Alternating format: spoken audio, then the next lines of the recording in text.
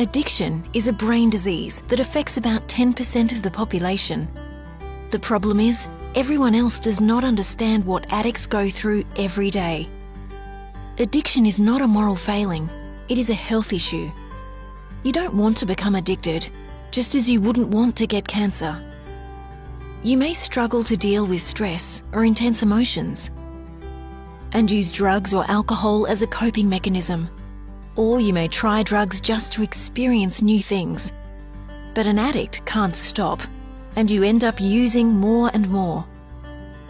You're then caught in the cycle of addiction.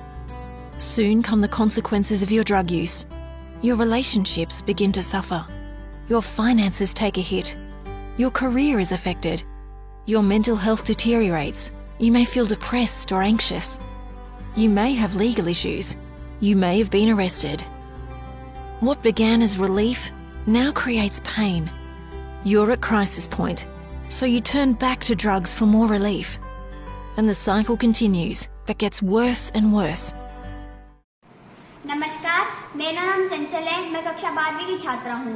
यूँ तो हमारे समाज में बहुत सी कुरीतियाँ फैली हुई हैं, पर आज मैं आपका ध्यान एक विशेष कुरीति की तरफ दिलाना चाहती हूँ। वह है नशा, जो दीमक की तरह हमारी जवान पीढ़ी को लग गया है और कतरा कतरा कर मासूम बच्चों से जवान लड़कों तक, बेरोजगार मजदूरों से खेतों के किसानों तक इंसान की पूरी नस्ल को खोखला कर रहा है।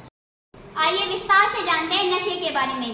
एनडीपीएस एक्ट के तहत केंद्र सरकार प्रतिबंधित दवाओं की एक लिस्ट जारी करती है और समय समय पर राज्य सरकार की सलाह पर इसे अपडेट भी किया जाता है। नारकोटिक ड्रग्स का अर्थ है नींद लाने वाले ड्रग्स, जो कि नेचुरल होते हैं और ये प्राकृतिक चीजों से बनाए जाते हैं, जैसे चरस, अफीम, गांजा इत्यादि इसके तहत आते हैं। साइकोट्रोपिक्स यानी दिमाग पर असर डालने वाले ड्रग्स, ये केमिकल बेस्ड होते हैं और 2 या 3 केमिकल मिक्स करके इन्हें तैयार किया जाता है, जैसे LSD, MMDA। इनमें से कुछ दवाएं जीवन रक्षक भी होती हैं, लेकिन बिना किसी मेडिकल सलाह के इन्हें इस्तेमाल करने पर ये नशे खतरनाक भी हो सकते हैं। आइए मिलते हैं ड्रग्स में लिप्त एक व्यक्ति और उसके परिवार से। क्या हालात है इनके परिवार के, कैसी परिस्थितियां इनकी। जो आदमी ड्रग्स लेता हो उनका परिवार कैसे रहता होगा। नाम क्या है आपका जी? क्या नाम है आपका?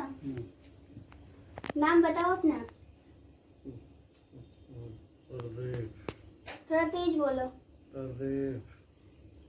कितने समय से ले रहे हैं आप ये ड्रग्स? ये 1.5-2 साल से ले रहे हैं। कैसा महसूस होता है आपको ये लेने से? महसूस ये होता है बस सोते हो। कैसे लगी लत आपको?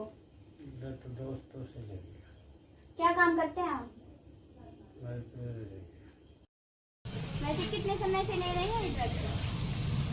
ले रहा जी, ना होगा कम से कम ना 1.5-2 साल होते हैं।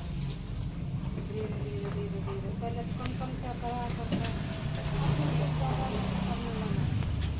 आपके जीवन पर क्या प्रभाव पड़ा है इसका? बहुत ज़्यादा प्रभाव पड़ा। आके नहीं पता नहीं, घर से आते हैं जब गाँव में से कर जाते हैं, वहाँ से गाँव में जाकर वहाँ पर जाके ले आते हैं। नशा करते हैं, खुद नशा हो जाता है, उनके साथ कर जाता है। पेट नहीं करता, होश नहीं करता, खाने पीने का भी बिल्कुल होश नहीं करता। कहाँ से मिलता है ड्रग्स इनको? वहीं पर से मिलते हैं गाँव के पास ही। अच्छा, गाँव में मिल रहा है। हाँ, वहाँ पर जाकर ले आते हैं। आपको पता है इस पर कानूनी कार्रवाई भी हो सकती है। एनडीपीएस एक्ट 1985 के तहत 1986 में नारकोटिक कंट्रोल ब्यूरो का गठन किया गया।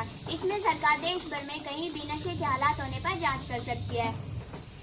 एनडीपीएस एक्ट 1985 में सरकार ने नशीले पदार्थों को बेचने, इस्तेमाल करने व बनाने के ऊपर प्रतिबंध लगाए। इसमें स्मॉल क्वांटिटी में ड्रग्स लेने पर 1 साल की सजा और 10,000 रुपये जुर्माने के प्रावधान है। स्मॉल क्वांटिटी से ज़्यादा और कमर्शियल क्वांटिटी से कम ड्रग्स लेने पर 10 साल की सजा और 1 लाख रुपये जुर्माने के प्रावधान। एनडीपीएस एक्ट 1985 भारत सरकार द्वारा 1985 में नारकोटिक और साइकोट्रोपिक पदार्थों के खिलाफ कानून बनाया गया, जिसे एनडीपीएस यानी narcotic drug psychotropic substance act कहा जाता है। एनडीपीएस एक्ट 1988 में ड्रग्स की रोकथाम के लिए प्रावधान बनाया गया है। इसमें एनडीपीएस के 3 प्रकार हैं। पहला LSD और METH, दूसरा चरस, गांजा और अफीम, तीसरा मिश्रण वाले केमिकल पदार्थ। चरस और गांजा जैसे 200 से ज्यादा ऐसे साइकोट्रोपिक पदार्थों की सूची है जिन्हें एनडीपीएस एक्ट के तहत प्रतिबंधित किया गया है। ऐसे में आप किसी भी प्रकार की ड्रग्स को अपने पास रखते हैं, बनाते हैं या उसका व्यापार करते हैं तो आप सरकार द्वारा लगाए गए प्रतिबंध को तोड़ते हैं। इसमें आपको कानूनन सजा भी हो सकती है। हालांकि सजा इस बात पर तय होगी कि आपका दोष कैसा है और कितना है।